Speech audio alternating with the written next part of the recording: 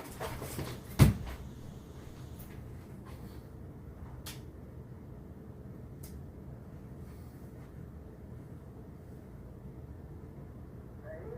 Japanese have attacked Pearl Harbor, Hawaii, from the air. I'll repeat that. President Roosevelt says that the Japanese have attacked Pearl Harbor in Hawaii from the air.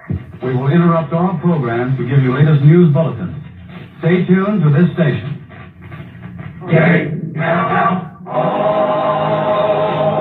The Jell-O program brought to you by Jell-O and Jell-O pudding. Ladies and gentlemen, a special announcement. The entire regular personnel of the sheriff and police office has been placed on a 2-platoon basis with 12-hour shift. All auxiliary personnel has been directed to stand by for emergency service instructions. The regular county defense program is functioning in an orderly manner, and citizens are urged to remain calm and avoid all unnecessary confusion because of hysteria.